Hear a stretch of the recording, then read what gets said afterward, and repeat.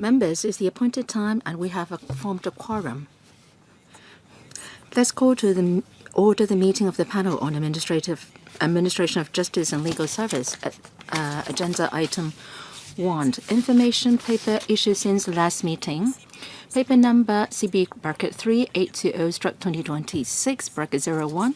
That is the submission from the Law Society to the Judiciary Administration on the latest development of the judiciary's use of technology in court operations. It has been submitted to the panel. On the 9th of July, the paper has been circulated to members for comments. Agenda item 2, items for discussion at the next meeting. The list of outstanding items for discussion is in paper number CB-3830/2026/01, and then a list of follow-up actions, (02) is the paper number. Any question? Okay, the item for discussion at the next meeting, see if you have any views. The panel will be holding the next meeting on the 26th of October, Monday, 4:30 p.m. We will discuss one item, proposed retention of one-time limited post of Administrative Officer Staff Grade C and creation of one-time limited post of Senior Principal Executive Officer in the Judiciary Administration. Right now, we just have this item proposed for discussion, and that it's possible that we will add another item for discussion. Any questions or comments? Okay, let's move on to the next item, proposal to amend the Mediation Ordinance. So can we invite the government representatives and the relevant bodies to come into the meeting room? And members, please note the following papers. The first one is the paper provided by the DOJ, LC paper number CB-830/2026/03, and then the other paper is a background brief prepared by the Legislative Secretariat, and that is CB-3830/2026/04. So I welcome the Secretary for Justice, Mr. Paul Lam, SC, and his team. Thank you. And in the meeting, we also have the Hong Kong Mediation Accreditation Association Limited, HKMAAL, the chairman, and also the Bar Association representative, Ms. Queenie Lau. She is attending the meeting in two capacities. Welcome. And we all have a representative from the Hong Kong Bar Association, Ms. Connie Yao and Mr. Robin Egerton, and they are the representatives of the Hong Kong Bar Association. And from the Law Society of Hong Kong, we have Ms. Shum Hin Hang. She is a council member and member of the Mediation Committee, and your colleague as well. Welcome. Now, I would like to ask members who would like to speak, please press the Request to Speak button. And if the SJ is ready, I'll hand over the floor to the SJ to take us through the paper. Chairman and members, today I will be reporting our suggestion on enhancing the mediation regulation system in Hong Kong on the latest progress and the government's proposed amendments to the Mediation Ordinance. We would like to seek members' views. First, by way of background, to deepen the mediation culture and further solidify Hong Kong's strategic position as an international legal and dispute resolution service center in Hong Kong status as the capital of mediation. The Chief Executive has announced in his policy address that we should strengthen the regulatory system, and the DAG established the working group, and in the same year, they has conducted a thorough and systematic review in the same year and come up with preliminary ideas and suggestions. And in the meeting on June 2025, the discussion was made and members were generally supportive of the recommendations of the working group. After collating the relevant views, the DAG consulted stakeholders in September 2025, and the working group finalized 7 recommendations to further improve the regulatory system, to popularize mediation, to enhance the professionalism of mediation in Hong Kong and its competitiveness, and we would like to respond to the CEE's proposal to enhance the regulatory system on accreditation and other aspects. And all the recommendations have been listed in the Annex 1, and these have been publicized in June. The DAG has accepted the 7 recommendations finalized by the working group. There are 3 major points. First, taking reference from the latest international trends and the local circumstances, mediation in Hong Kong should remain as a non-licensed activity. The mediators would not be subject to mandatory licensing or accreditation regime. And for those interested who are competent, we welcome them to join in the mediation work, and they should not be subject to any mandatory licensing requirements. That will help internationalize the mediation activities, and that will add flexibility to the activity, and that will also help promote the use of mediation skills in their daily lives among the public. But that doesn't mean that mediators should not be accredited or should not be regulated. So the HKMAAL in this connection would remain as a private company limited by guarantee to perform its role as an industry-led mediation, accreditation, and regulatory body. Third, to consolidate the leadership of the HKMAL, we would amend the mediation law to empower the HKMAL to appoint mediators in prescribed circumstances to facilitate the popularization of mediation.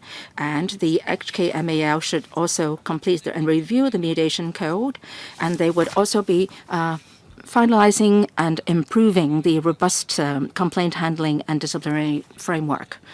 And I would also be reporting on the latest progress. To take forward the implementation recommendation 3, the government intends to implement the proposal to the effect that where parties to an agreement to mediate cannot agree on the number of mediators, any party may apply to the HKMAAL to decide on the number of mediators to be appointed.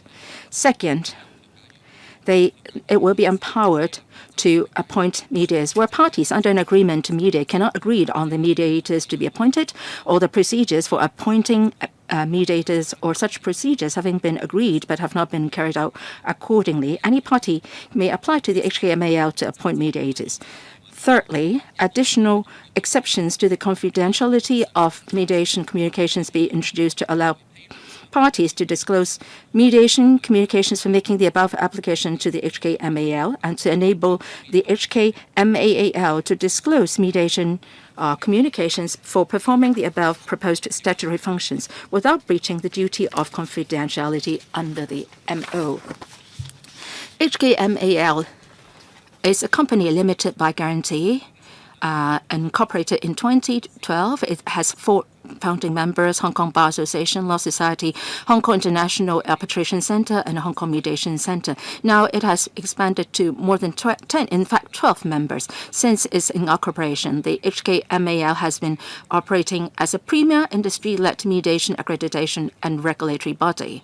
It is responsible for setting accreditation standards for mediators and mediation training courses, assessing applications for mediator accreditation and training course accreditation, and regulating them. As of mid-2026 May, we have 2,396 accredited general mediators and 360 accredited family mediators. Also, under the government of the Hong Kong SAR Mediation Rules 2025 edition, HKMAL will appoint a mediator for the parties when they fail to reach a consensus on the choice of a mediator. The working group considered that granting HKMAL a statutory appointing power will reinforce its unique status. The proposal will streamline the mediation process, reduce the risk of stalled proceedings arising from any disagreement regarding the mediators to be appointed, and improve efficiency in case administration, which are especially beneficial for time-sensitive disputes. In the long term, it is expected to encourage the use of mediation as a dispute resolution mechanism. From June to July 2026, the DAG conducted a stakeholder consultation on the key provisions of the amendment bill, and the stakeholder feedback was generally supportive of the proposal, viewing it as a valuable enhancement to the current mediation framework in granting the HKMAL statutory appointment power under prescribed circumstances, which should be conducive to streamlining the conduct of mediation. Now, the DAG has been liaising with HKMAL all along. It has actively taken steps to implement the recommendations. First, on updating the mediation code, the HKMAL has completed its comprehensive review and published an updated version in April 2026. It addresses recent developments in mediation practices and technological advancements and enhances professional standards for mediators. Going forward, it will assume ownership and responsibility of reviewing, managing, and administering the mediation code to provide a consistent professional standard. It has also updated sample agreement to mediate for voluntary adoption by parties and mediators. In enhancing complaint handling and disciplinary procedure, it is now actively preparing to review the relevant aspects to strengthen the enforcement of the mediation code, to enhance transparency and public confidence in mediation. The HKMAL will, with due regard to the principle of confidentiality, explore the feasibility of publishing disciplinary findings on its website. On collaboration with international bodies, it will actively engage in global discussions on dispute resolution to promote Hong Kong mediation industry internationally. Subject to members' views, the government will advance the implementation of the proposal by introducing the Mediation Amendment Bill 2026 into the Council in 2026. We'll continue to have a dialogue with the relevant parties. I am all ears to members' views today. Thank you very much. Thank you, SJ. Well, let me try to make a correction. Ms. Queenie Lau is the council member and chairperson of Appointments Committee of Hong Kong MAAL, and he is also representative of Hong Kong Bar Association. Now, can I ask Ms. Queenie Lau to speak in her capacity in the HKMAAL, followed by her capacity as the Bar Association representative? Ms. Lau. Well, within each capacity, please speak for no more than 4 minutes. Thank you, Chair. In October 2024, the DAG set up the Working Group on Mediation Regulatory System, and enhancement proposals have been made, and the review was completed by the December 2024, and several recommendations have been made, and the key one is recommendation 3, and that is the conferring statutory power to HKMAL to appoint mediators in the absence of an agreed choice by parties to the agreement to mediate. Now, the HKMAL has step by step undertaken follow-up work. First, on the 21st of May 2025, the HKMAL has updated its Memorandum of Association so that the HKMAL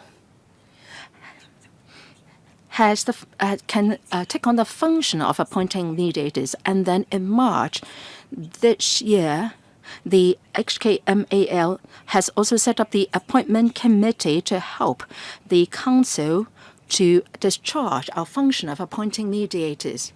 Like what the chairman said, I am now the chairman of the Appointment Committee under HKMAAL, and then 10 other members are in this appointment committee coming from different backgrounds. I think our diverse backgrounds will help us identify the right mediators to help the disputing parties.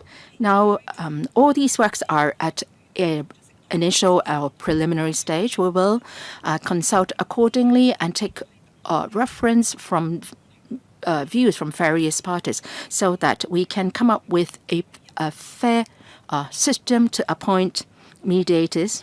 And the HKMAL should do our very best to work together with the DOJ and the sector to improve the regulatory system for mediation in Hong Kong.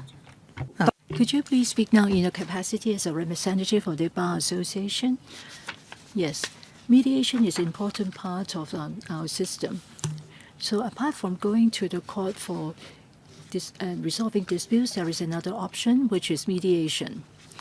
If the parties concerned, they would have to appoint a mediator to help them to proceed with mediation.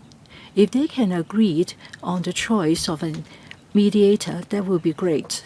But more often times, they may not agree on the appointment of a mediator. Up to now, we don't have a mechanism for handling such a situation. The proposed legislative amendment to the Mediation Ordinance is focused to address this issue. Some members of the Bar Association consider that we should continue to enhance our mediation system. It will be a good thing for Hong Kong. A lot of our members have participated in mediation work.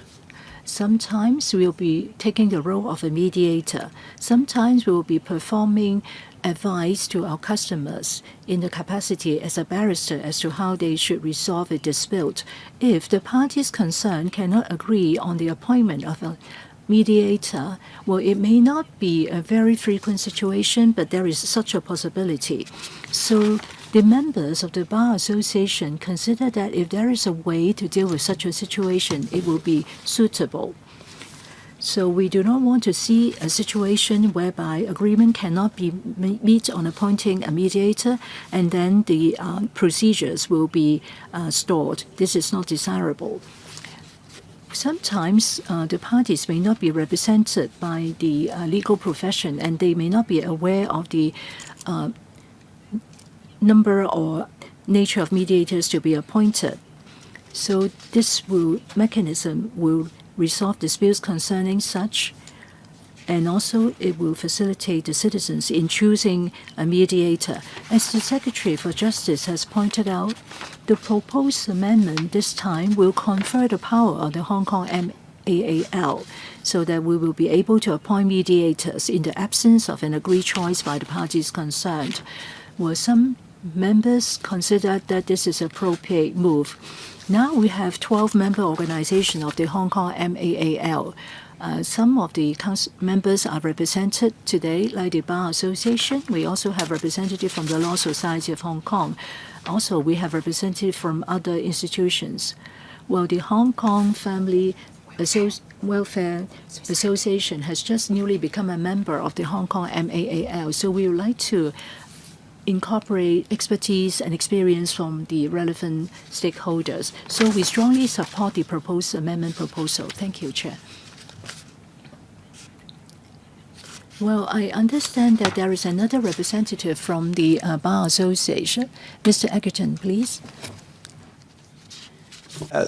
Thank you very much on behalf of the Bar Council the opportunity to speak. I echo what Ms. Lau says. It's very important for Hong Kong to have the opportunity of further developing the mediation process. And very often parties, whether represented or not, find it difficult to agree on the appointment of the mediator. That might not be to do with the mediator or the differences in the mediator. It's just that in some disputes, parties, if I can use a colloquial term, can't even agree on the time of day. And therefore, appointing someone is very difficult because it requires agreement. So the attraction of this amendment, which is a significant change and a significant benefit to the parties, removes when it is necessary, and I say when it is necessary because it might not be that often that it's required. It resolves the dispute of who's appointed. It therefore resolves in that process the responsibility. So it's a very attractive amendment. In addition to which, it enhances the stature of Hong Kong MAO, which is important because at the moment the mediation horizon is open, it's flexible, but Hong Kong MAO over the years has developed as a very helpful platform to facilitate the growth of the mediation culture in Hong Kong. So the Bar is very pleased to be given this opportunity and supports unequivocally the proposed amendments. 好，唔該晒。我而家咧就請香港律師會理事同埋咧係調解委員會成。Now I would like to invite Mr. Sham to speak on behalf of the Law Society. Secretary for Justice, good afternoon. On behalf of the Law Society of Hong Kong, I thank the panel for inviting us to today's discussion on the proposal to amend the Mediation Ordinance. The Law Society welcomes the government's continued efforts to deepen Hong Kong's mediation culture and to strengthen the institutional framework supporting the effective use of mediation. Mediation has long been recognized as an important, flexible, and cost-effective means of resolving disputes. A clear and reliable statutory framework is essential to maintaining public confidence in mediation and to promoting its wider use in Hong Kong. The Law Society supports the recommendation to amend the Mediation Ordinance, conferring on the Hong Kong Mediation Accreditation Association Limited, or Hong Kong MAL, statutory default powers to appoint mediators in the absence of an agreed choice by parties to the agreement to mediate. In our view, such proposed default mechanisms is both practical and timely. It will provide parties with a clear route forward where they wish to mediate, but face difficulties in agreeing on the appointment of a mediator. Without such a mechanism, mediation may be delayed or even frustrated at the very first stage. By giving Hong Kong MAL a statutory role as the default appointing body, the proposed amendments can help remove procedural uncertainty and support the effective commencement of mediation. The Law Society also considers that a statutory default appointment function will contribute to greater consistency and predictability in the appointment process. These are important elements in building trust amongst parties, legal practitioners, businesses, and the wider community. At the same time, we emphasize that appropriate safeguards, such as clear procedural rules for the default appointment process, should be put in place before Hong Kong MAL is empowered to implement its functions as the default appointing body in Hong Kong. This is important not only for the protection of public interest, but also for maintaining confidence in the neutrality and integrity of the mediation process. We would also reiterate the importance of party autonomy, which is a foundational principle of mediation. Parties should, whenever appropriate, continue to have the opportunity to choose and appoint mediators of their own choice. This may include mediators on the Law Society's panel of mediators, as well as other suitably qualified mediators. The statutory default mechanism should operate as a fallback mechanism, rather than displacing the parties' freedom to agree on their preferred mediator or appointment procedure. Subject to these observations, the Law Society is supportive of the proposed legislative initiative. We believe that the proposed amendment to the Mediation Ordinance will strengthen Hong Kong's mediation infrastructure and enhance confidence in Hong Kong as a leading center for dispute resolution. Moreover, this legislative initiative should also be viewed as part of a broader effort to enhance Hong Kong's mediation framework and ecosystem. The government should continue to formulate new initiatives to promote Hong Kong as an international hub for mediation services, including by leveraging the establishment of the International Organization for Mediation headquarters in Hong Kong, developing specialized mediation services for international and emerging commercial disputes, strengthening mediation capacity building programs, and promoting wider public and professional recognition of mediators as distinct dispute resolution professionals. The Law Society is happy and ready to assist the government, Hong Kong MAL, and other stakeholders by contributing professional expertise, supporting policy discussions, promoting best practices, and helping to strengthen the mediation profession. We look forward to continuing our work together to advance mediation in Hong Kong. Thank you. 好，多謝你嘅發言。Thank you for your comments. Now I would allow the time for members to speak. 6 members have indicated interest to speak. Professor Alex Fong, Mr. Nick Chan, Dr. Thomas So, Mr. Holden Chow, the Vice Chair, Professor Priscilla Leung, and then also Mr. Wu Yingpeng. 4 minutes for each member, please. Professor Alex Fang. Chair, I would like to declare that I'm also a mediator of the Hong Kong MAAL. I strongly support this legislative proposal, but I want to clarify a few points on the details. First, about the governance structure of the Hong Kong MAL. I agree with recommendation 2 that Hong Kong MAL should continue to operate as a private company limited guarantee and function as an industry-led mediation, accreditation, and regulatory body. But we are now amending the law to confer the power to Hong Kong Mao. So I'd like to know whether the SJ or the government would have any supervision over the work of the Hong Kong Mao. This is the first question. Second, there is statutory power for the Hong Kong Mao to appoint mediators. This is related to recommendation 3. We haven't seen the amendment bill yet. I understand that the DOJ may be working on it. But I would like to know whether there will be an appeal mechanism for the appointment of mediators. We also have another legislative amendment concerning arbitration ordinance. Under certain circumstances, if there is the appointment of mediators to undertake arbitration, there is a mechanism. So for Section 32, it is proposed that under certain circumstances, the Hong Kong Arbitration Centre will be empowered to appoint arbitrators, and it is not subject to appeal. So I would like to know for the mediation ordinance and the Hong Kong Mao, will similar arrangements be followed? The third question is related to also Cap 609, Section 32. It is stated the Hong Kong Arbitration Centre will be responsible for appointing the arbitrators. Now we are going to empower the Hong Kong Mao to appoint mediators. So for cases involving Section 32, will the appointment be made by the Hong Kong Arbitration Centre, or you will have a proposed amendment to empower the Hong Kong Mao to appoint the mediators? Another question concerning the mediation code. I would like to know whether under the amendment bill, will you stipulate that for the mediations undertaken in Hong Kong, unless it is specified in the agreement to mediate that a party wants to opt out, otherwise the mediation code will be applied automatically? So these are the questions. So 4 questions for the DOJ. For the last question on the mediation code, I will defer to Queenie on the implementation of the code. I would take the simple question first. First, on the Arbitration Ordinance Section 32.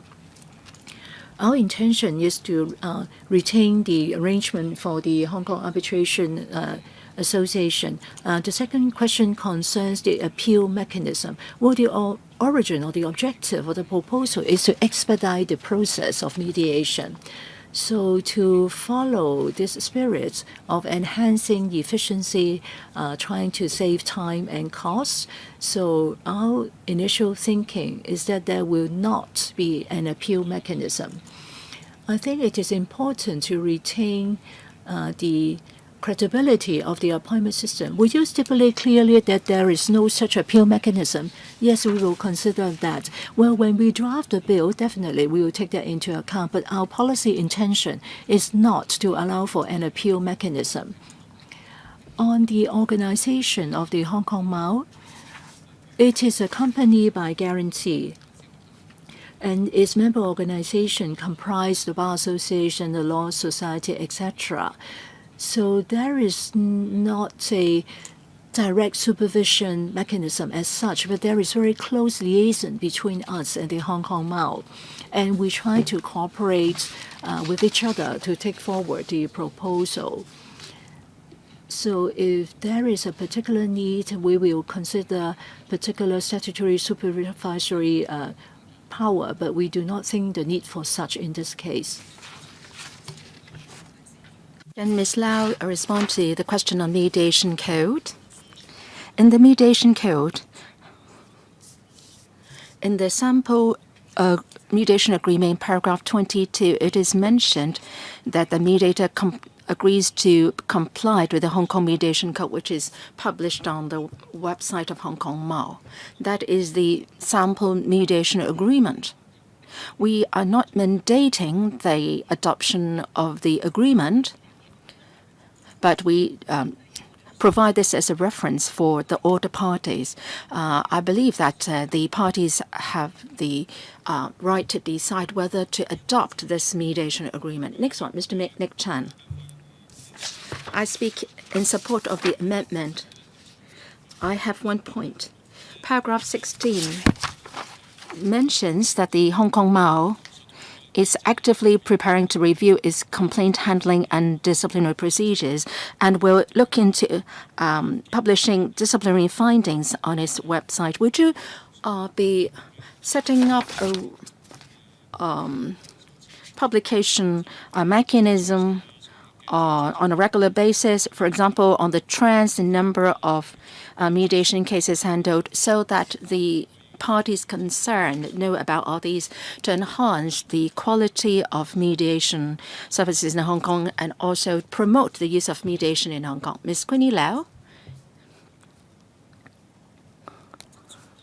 On complaint handling and disciplinary procedures, and whether you will be publishing the work report of Hong Kong Mao. We will consider all these, whether to publish our work report on online. What about complaint handling and disciplinary procedures? Can you say something more? Some of the council members are looking into the relevant mechanism. At this juncture, nothing is finalized yet. We will continue to consider all the views expressed, and we will consult the relevant parties in coming up with the relevant framework. I would like to follow up, Mr. Chan. Yes, please. For colleagues working on the disciplinary procedures and complaints, will they be the council members of Hong Kong Mao or some outside personnel?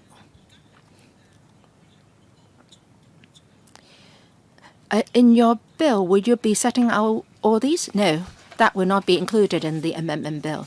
That will be detailed in the Memorandum of Association of Hong Kong Mao and other documents.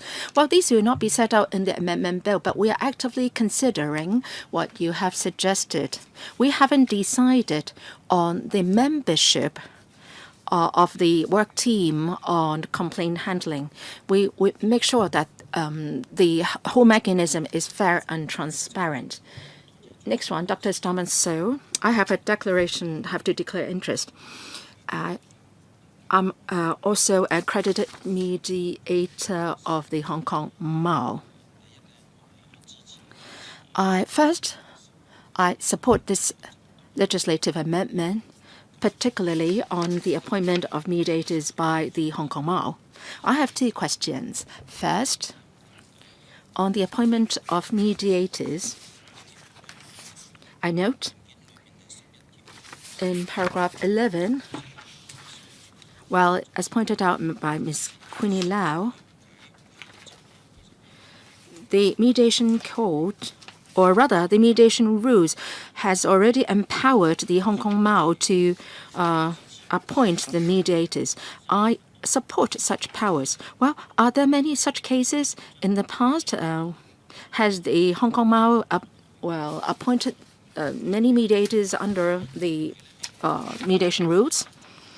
Are there a lot of such cases? And also about the mediation code, I know that the Hong Kong Mao has done a lot of work in relation to the mediation code. I'm very concerned about our integration with the Greater Bay Area. I note that the GBA has issued in 2021 a professional code on the mediators, and in coming up with our own professional code for mediators in Hong Kong, how would that interface with the code in the Greater Bay Area? I believe that there would be integration of the media services in Hong Kong together with the mediation services in the GBA. Number two, for our mediation code, I hope very much that we can come up with Hong Kong standards, a set of GBA standards, and also national standards, international standards. And the IOMED headquarters has now been established in Hong Kong. And I wonder whether the Hong Kong Mall has been considering how all these different professional standards can be integrated and amalgamated, especially with the professional codes in the GBA. How can we internationalize the Hong Kong code? First of all, have you issued the mediation code? Yes, the mediation code has been published. Can you respond to the questions by Dr. So? Thank you, Dr. So, for your several questions.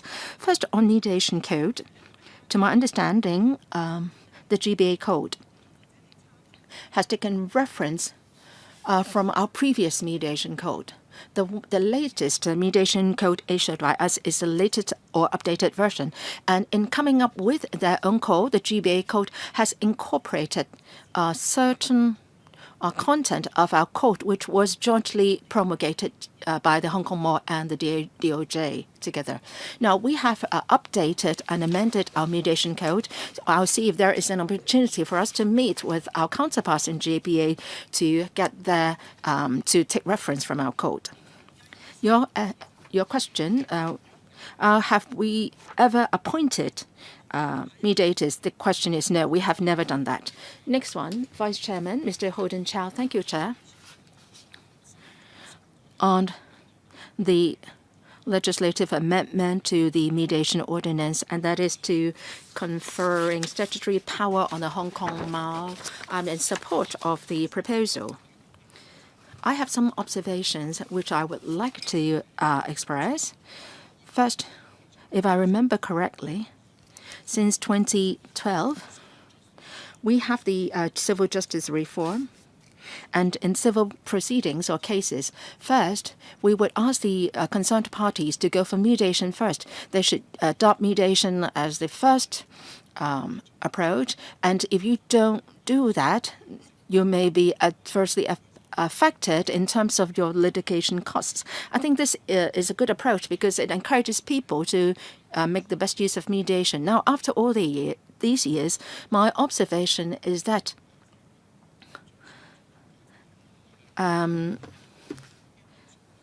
well, a lot of cases are relating to, say, water seepage and other residential flats problems are suited to mediation's approach. As a district councillor myself, I have run into a lot of such building management cases. Now, since we have the legislative amendment proposal to MO, and I think this is something good, I wonder whether the government can consider on such community cases involving owners' corporations and also water seepage, renovation issues and problems. These are best suited to be resolved by mediation. Have you any statistics on the number of such cases which have been resolved successfully by mediation? If the success rate is good, so maybe we can put a lot more resources into publicizing mediation as a means of resolving dispute in such cases. But in the community, a lot of residents in the district will inquire with me about how they can resolve such dispute cases. Well, I would often advise them to go for mediation first for such community dispute cases. Mediation can give both parties a good platform to communicate between themselves. So if the success rate of mediation in such cases is good, the government should devote more resources into publicizing mediation in such cases. Okay, this is a comment from myself. So DOJ, the administration, have you collected statistics on, say, disputes relating to water seepage on flats and so on? I think I have reported something similar in this panel. I agree that mediation is best suited to community cases that you mentioned, maybe the amount involved is not high, and that is exactly why we have worked together with the FEHD to launch a pilot scheme, and the pilot scheme will continue this year. We will help the property management staff. We will equip them with mediation skills to deal with neighborhood disputes and issues. And on cases involving water seepage and so on, we are equipping the frontline property management personnel with mediation skills so that they can help the tenants to resolve their disputes. Now, the pilot scheme has been going on for 1 year, and it is a 2-year program. This year, it will be continued, and the response has been very good. The feedback for the pilot scheme is very good. We would also like to expand our training programs on mediation skills for community cases. So I think we should devote more resources into that front. I believe what the Vice Chairman is suggesting, that statistics in those regards should be made known. FEHD may have some statistics. I believe that the Lands Tribunal has also some sort of mediation mechanism. They do have some figures, but I don't have that on hand now. We would like to, we can collect statistics on successful mediation cases. My impression is that the success rate is on the high side. Professor Priscilla Leung, Chair. Well, starting 2009, I have been advocating for mediation as in ADR in, say, building management disputes. I am a practicing barrister myself, and because a lot of disputes have led to great problems, so I've been advocating for mediation as an ADR, and today we're seeing many legal bodies joining hands to work on that. I'm very happy to see that. I am seeing good results. I have received a training in mediation. I am also on the panel on general mediators. I have received all the training. While together with my classmates, I have received training, role play, and so on and so forth. So mediation is something very different from taking cases to court. Now, a number of my classmates have received the training. We said that there are some 2,000 accredited mediators on the list, on the panel, and I believe they are competent in helping with community cases. They might not be able to handle cases handled by the IOMED, but they can play a role in community cases. But they don't have the experience. Some of them are social workers, some of them are engineers. They haven't even worked on one single case. And people don't know about these mediators who have received training. Now, in the future, if the Hong Kong Mall can try to find out the background of these 2,000 mediators, they are familiar with CAP 344 Building Management Ordinance, and they may be suited to handle cases related to, I would say, water seepage problems and so on.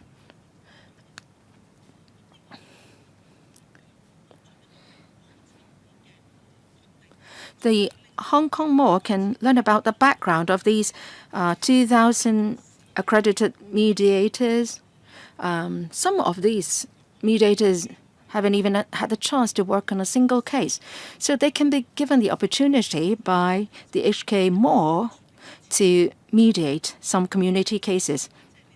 So I'm in support of the legislative amendment proposal. To enhance the acceptability of mediation in the community, I think you should do something more.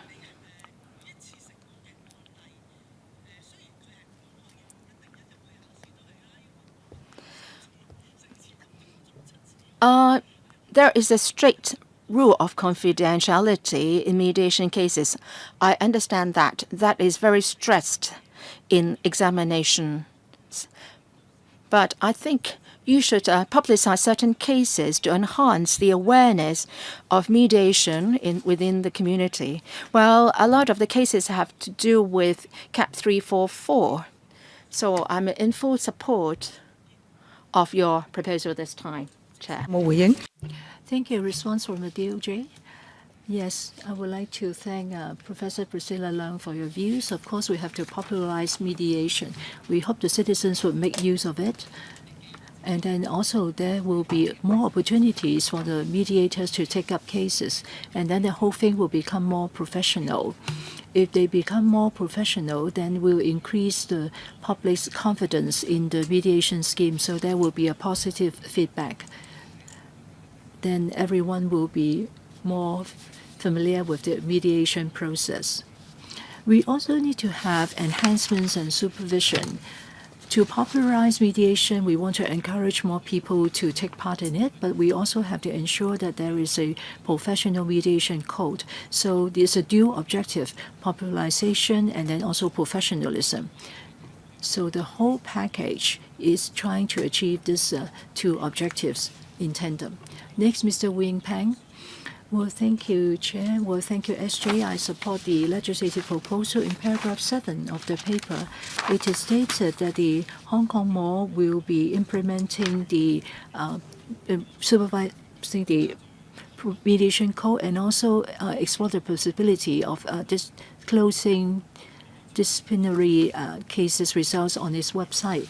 So for the disciplinary procedure, I want to know whether it can be aligned with some of the legal system. So for the party to be penalized, can they appeal to the High Court, DOJ, or Ms. Lau? Well, I'll say a few words first, and then Ms. Lau can supplement. One of our recommendations is that we would ask the Hong Kong Mall to enhance the mechanism. As the SC, Mr. Lau, has pointed out, this is an ongoing work. The points that you have raised are issues that we are considering. At this stage, we want to collect more views. Some members have suggested whether the parties can be represented by lawyers, etc. So these will be considered by the Hong Kong Mall. And then we will try to reach a consensus. For the DOJ, we think that there are certain principles that need to be observed for disciplinary procedures. We have to ensure fairness. There will be disciplinary results. If we disclose the results, we may be harming a party's reputation. So we have to ensure fairness. This is an issue that we pay a lot of attention to. Like other professional bodies, they have disciplinary hearings and they observe the principle of confidentiality. So we have to strike a balance. And I'm sure that the Hong Kong Mall would make reference to the arrangements by the other professional bodies. Of course, mediation has its own unique features, and the Hong Kong Mall will develop its own mechanism. So we are now at the discussion stage. If members have any particular suggestions, please convey them to the Hong Kong Mall and the DOJ. We'll be happy to make reference to them. Thank you. Next, Mr. Junius Ho. Thank you, Chair Lady. I strongly support mediation, and I support the proposed enhancement measures. And I also support the mediation code, and I agree that we should set standards. I think we're moving in the right direction. I have read the 7 recommendations. I just want to know about the logic of them. Well, anyone can go for mediation. So I think the first recommendation is that it is a non-licensed activity and you don't have a particular qualification requirement. So people can undertake the training and then they can perform the role of a mediator, and they may be recognized by certain associations. So my first question on the logic. You said that we have to abide by the mediation code, and we encourage parties to adopt the mediation code. I do not have problem with the proposals, but just on the logic. These mediators, they are performing in Hong Kong. They are not a member of the Hong Kong Mall. If the mediator is a lawyer, then we can complain to the Law Society about the misconduct or non-function of a mediator. But the mediator is not a member of the Hong Kong Mall. So how do you have the jurisdiction over them? I think you have considered this issue, but I cannot see it explained in the paper.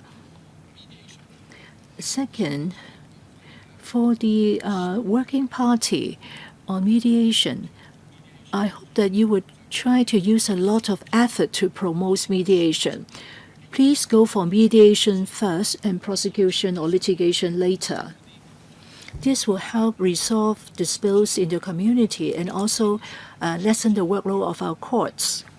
So can you consider whether you can make use of statutory provisions like the Administration of Justice Ordinance, etc., to empower the mediator so that before litigation, they would have to go for mediation first? If there is such a channel, then we can mandate people to go for mediation first.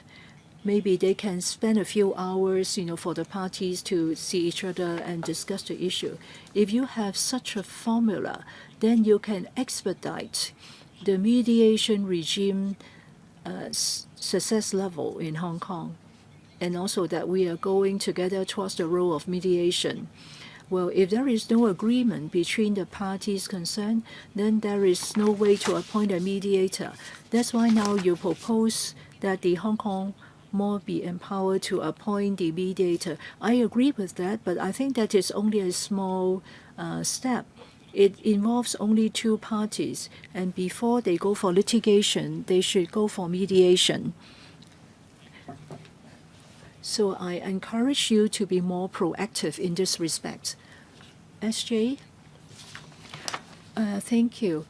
I agree with Mr. Ho's proposed direction of movement to go for mediation first. That's definitely our direction.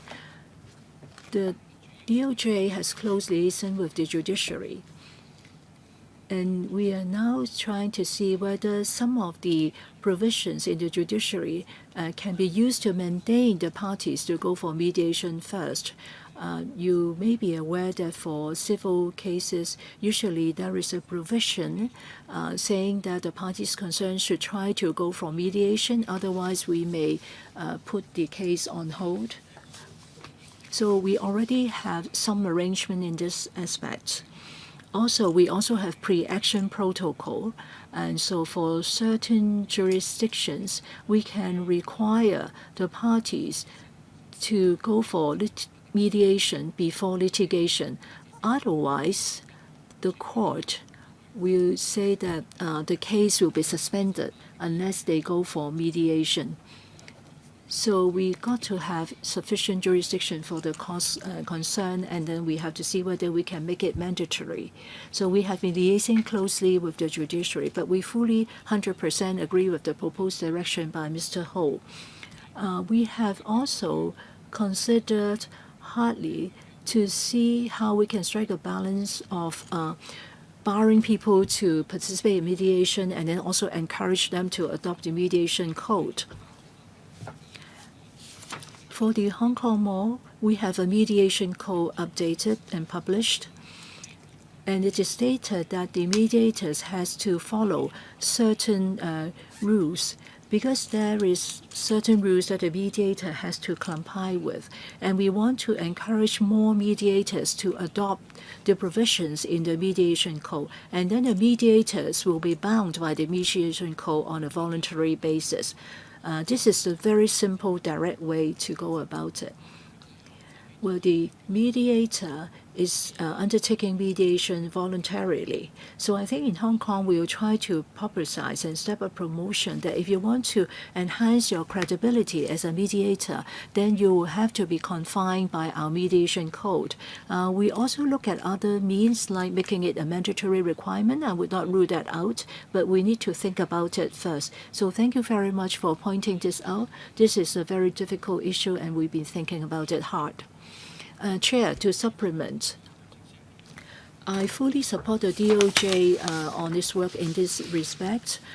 For the mainland, they have the law institution, and they put mediation first and then litigation and prosecution as the later steps.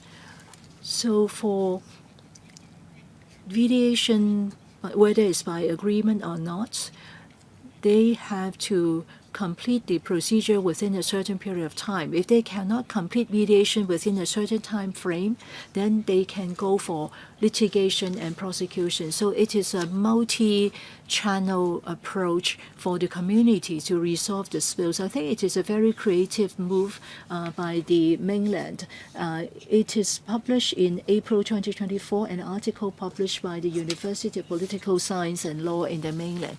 I would like to extend the meeting by 15 minutes. Next, Mr. Dennis Leung. Thank you, Chair.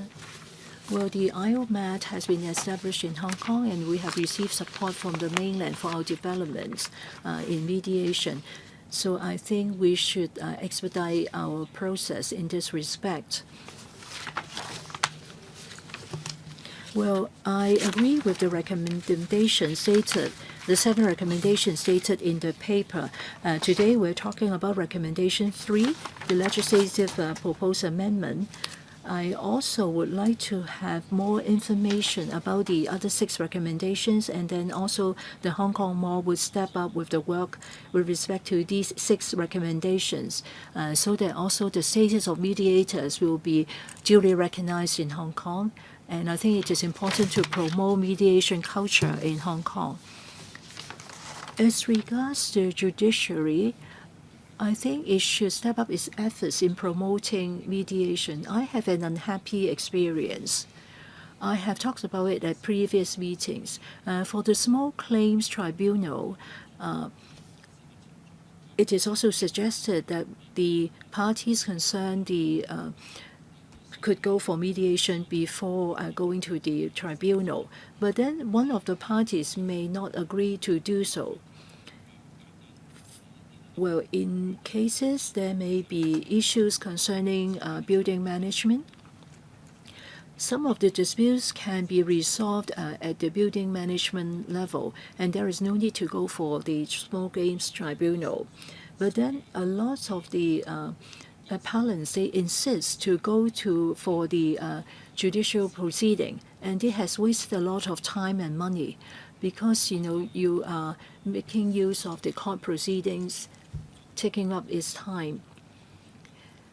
I think to promote mediation is important so that we can compress the procedure so that the parties can also go for other measures before going to the legal procedures.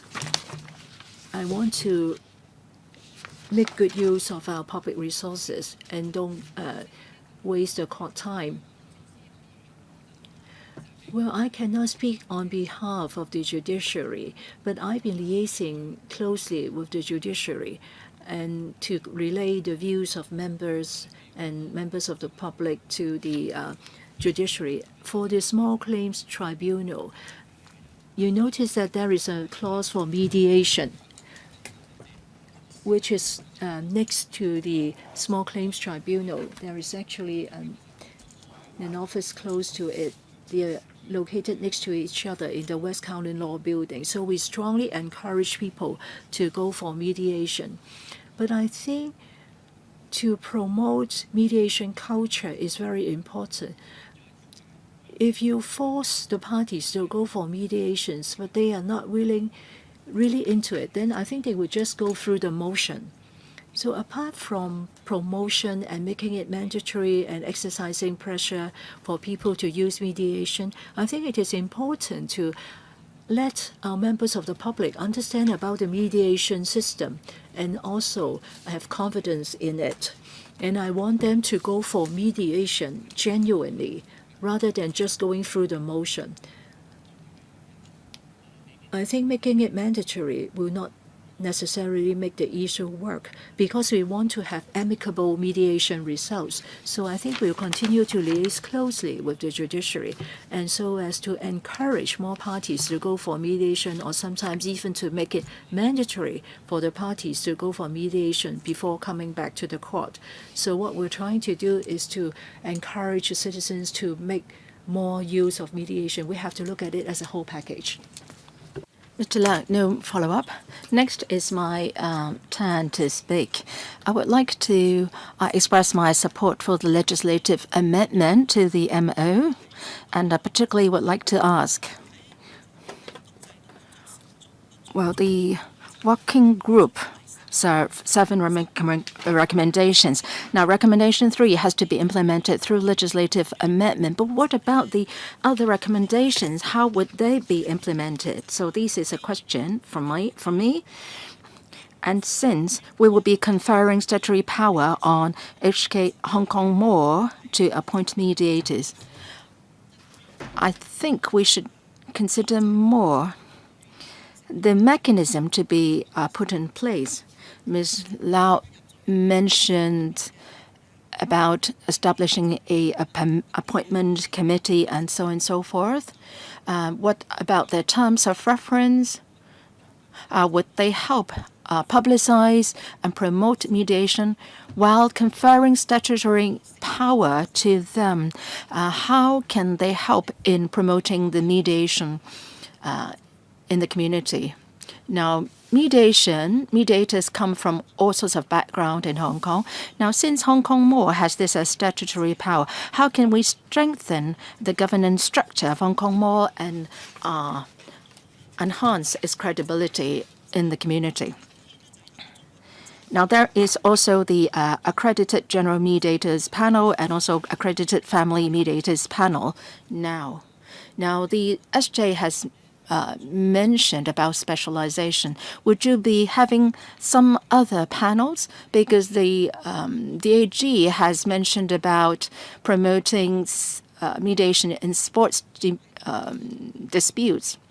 Now, I know that there is also a sports mediators panel. How is it related to the other 2 mediator panels? Now, about the 7 recommendations, the Chairman, your observation is right. Among the 7 recommendations, only recommendation 3 entails legislative amendment. Recommendation is one just about policy. Since, well, there is no need for a licensing, so there is no need to touch on legislation. Now, recommendation 2 is status as a private company limited by guarantee. So the So it's we will be keeping this status quo. No need for legislative amendment. Recommendation 4 mediation code has been completed. Is reviewed. No need for legislative amendment. Recommendation 5. Promotion efforts to adopt the mediation code. This is very much an ongoing exercise. Now, 4 is related to 5.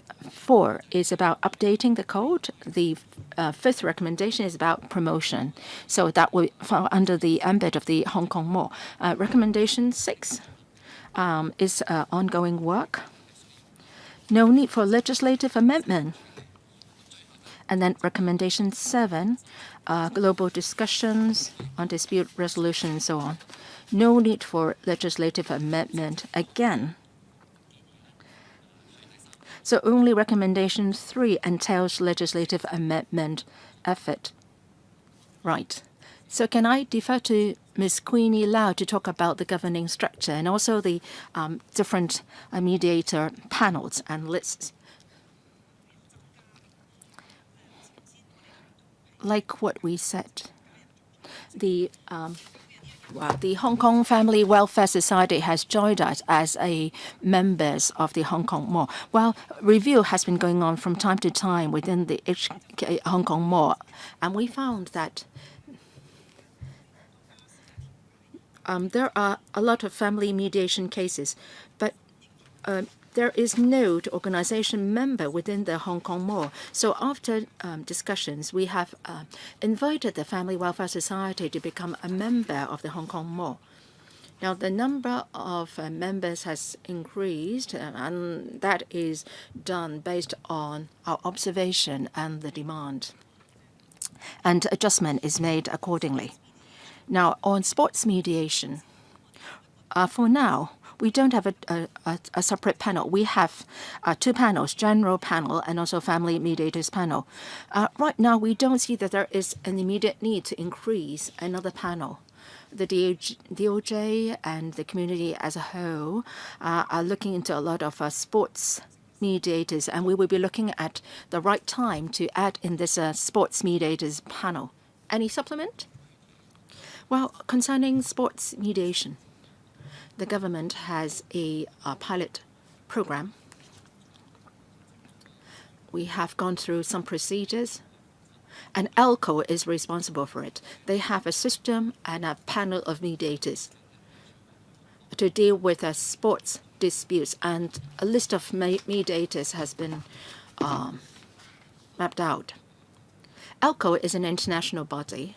It deals not only with sports disputes in Hong Kong, but also other jurisdictions as well. We have a pilot program on that. Now, in the future, if there is a need in Hong Kong, we will consider establishing a formal sports mediators panel. I believe the Hong Kong Mall will look into that, and whether there is a need to establish a dedicated panel for different sectors and ramps. Now, on recommendation 6, the the SJ has responded, and the Hong Kong Mall will establish a robust complaint handling and disciplinary framework. That warrants further thinking. In the paper, it is said that right now you have around 2,400 accredited general mediators and 360 accredited family mediators. So the complaint handling mechanism will apply to these 2,400 or 360 family mediators, or will it cover all mediators? So what are the targets of your complaint handling and disciplinary framework? How can these be binding on mediators who are not on your panels? Well, I agree with your observation. Like what I said earlier, we have considered this point. The HK Mall will look into that further, and DOJ will be consulting the stakeholders, and we will have close liaison with the Hong Kong Mall on that point. If members have good suggestions, I believe that Hong Kong Mall will definitely incorporate them. We have to strike a balance. We don't want to hamper people joining the mediation sector, but at the same time, we don't want mediators involved in contravention of the mediation code. So we have to strike a balance. We have to tread carefully, and we have an open mind on to suggestions. If members have very good suggestions, please submit the same to the DOJ. Professor Priscilla Leung would like to have a second round of questions. If not, then I will ask Professor Leung to ask questions. Again, 4 minutes. Thank you, Chair.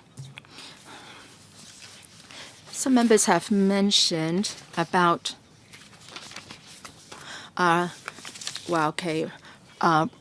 promoting litigation followed by mediation and then followed by litigation. In the 90s, when I studied Chinese law, it was said that mediation, settlement, etc. should be encouraged first. That kind of culture has been in existence. Well, we should be promoting mediation and then followed by arbitration and then followed by litigation. I think we have to be clear about this concept.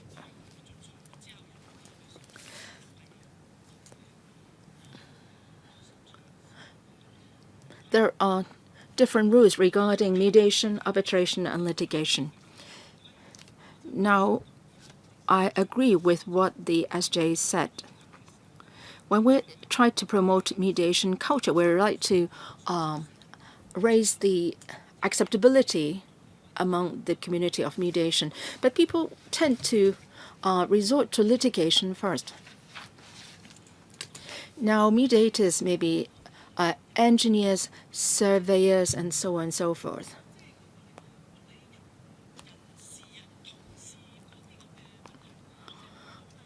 And there are also human resource practitioners who are mediators. Well, many of these HR personnel study mediation courses. And for a lot of people who are involved in work related to CAP 344 and building management are also studying mediation courses. Well, they are professionals in their respective professions. So maybe you can consider this. If Hong Kong More can appoint mediators, that provides opportunity for you to provide more opportunities for mediators who may not have the chance to serve.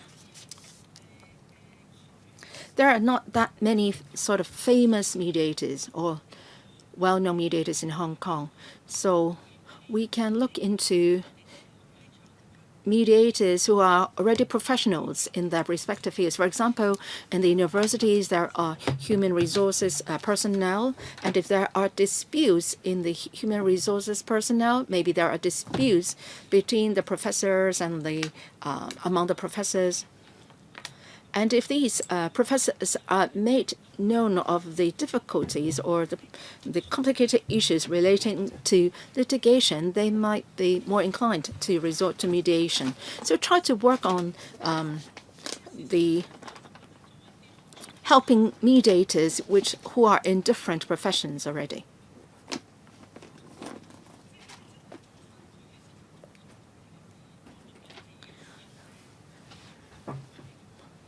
Now, well, mediators, accredited mediators do not have a chance to serve, but then also the users may not have a lot of trust in mediation.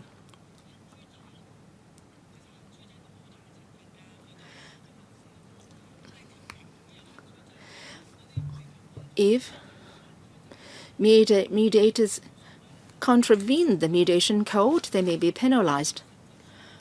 But then the users may not know that they can complain against these mediators. Now, in the exam paper, it sets out a lot of rules and regulations. You should not have conflict of interest. You should not be partial and so on. All these should be made known to the users. You should try to educate the community on the various uses of mediation. I hope that mediators can be put to their best use. Okay, please spend 1 minute to respond. So I am in support of all the suggestions made by Professor Leung. So please try to promote mediation as much as possible. I think the DFJ has done a lot in promoting media first in the community. Professor Leung. You don't want to speak further, right? Yes, no. So much for the discussion today. I'd like to thank the DOJ, representatives from Bar Association and Law Society. So I think that's it for the discussion item today. Next agenda item, AOB. Members, any AOB? If not, then meeting adjourned. Thank you.